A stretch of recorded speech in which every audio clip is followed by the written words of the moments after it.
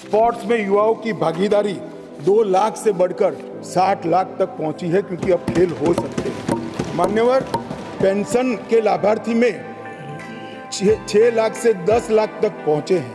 ये सारा परिवर्तन केवल और केवल नरेंद्र मोदी सरकार ने आर्टिकल 370 जाने के बाद किया है। और जो राष्ट्रपति शासन को क्रिटिसाइज करते हैं उनको मैं बता, हम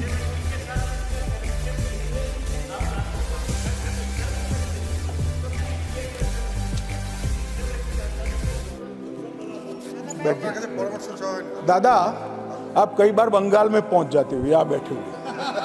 370 के कारण आतंकवाद घटा है। आतंकवाद जाने के कारण, कम होने के कारण वहाँ अच्छा वातावरण हुआ है।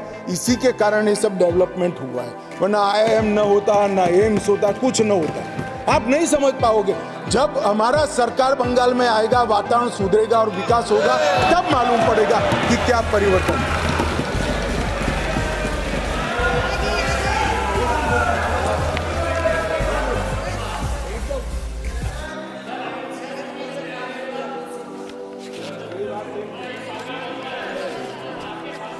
मान्यवर, प्रेमचंद्रन जी ने यहाँ से किसी सदस्य ने कहा, एक शब्द प्रयोग पर बहुत बड़ी आपत्ति की। मैं वो शब्द प्रयोग की अनुमोदन करने के लिए आज मेरी बात कहना चाहता हूँ। मैं वो शब्द प्रयोग को सपोर्ट करना चाहता हूँ। वो शब्द प्रयोग था नेहरूवियन ब्लंडर। नेहरू के समय में जो ब्लंडर हुआ था, इसके कारण कश्मीर को भुगतना पड़ा।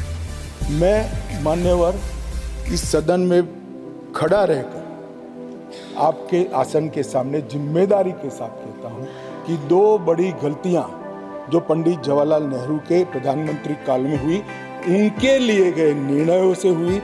इसके कारण सालों तक कश्मीर ने सहन करना पड़ा। एक सबसे बड़ी गलती, जब हमारी सेना जीत रही थी,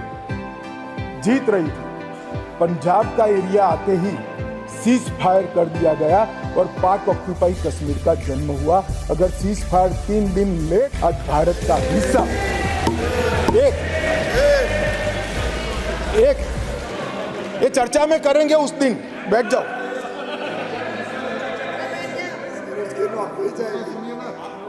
चर्चा है ना पूरा दिन। मान्यवर, और दूसरा,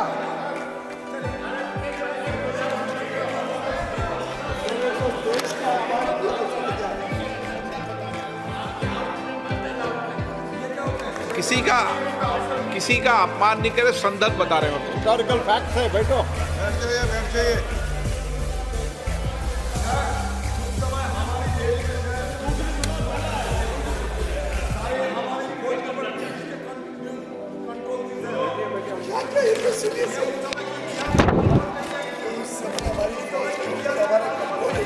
नहीं तो आपको कैसे मालूम हुआ इस वक्त का?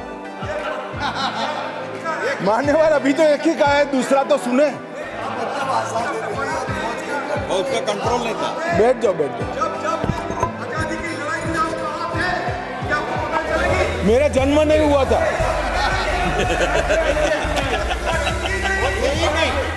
मान्यवर,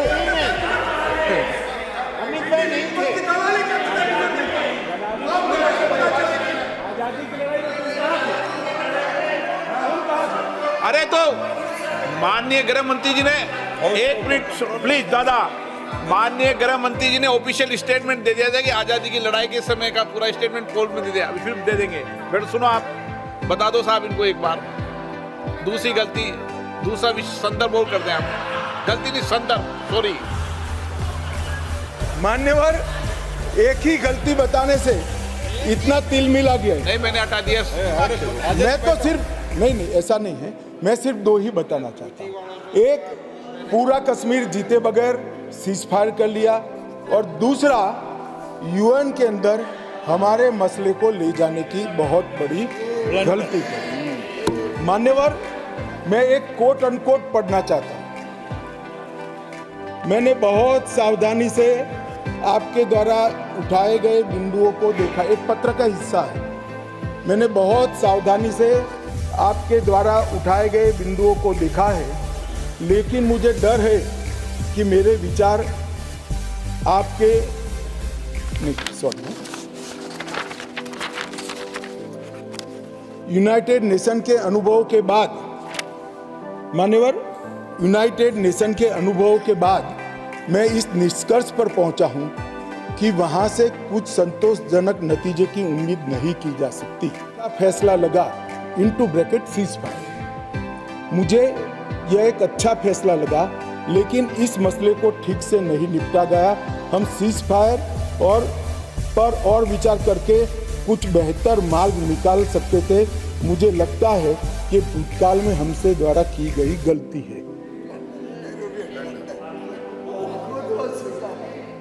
इसमें आपत्ति है? नहीं कर सकते, स्वयं जवाहरलाल नेहरू ने कहा है।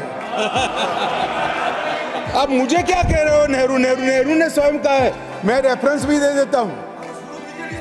Nehru memorial museum and library, Jawaharlal Nehru collection, JNSG 143 के अंदर स्वयं जवाहरलाल नेहरू का शेख अब्दुल्ला जी को लिखा हुआ पत्र के मेरी गलती थी।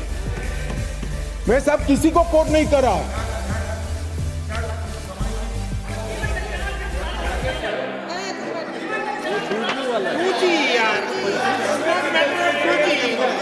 ये कम्युनिकेशन का मसला नहीं है।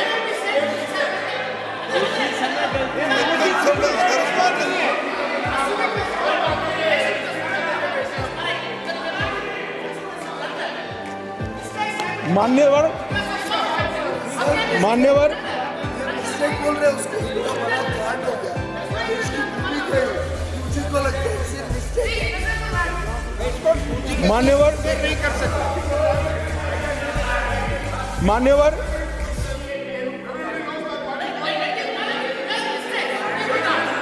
सर ये सोचिए, उम्मीद चली गई, मिस्टेक बोलता ब्लंडर। मान्यवर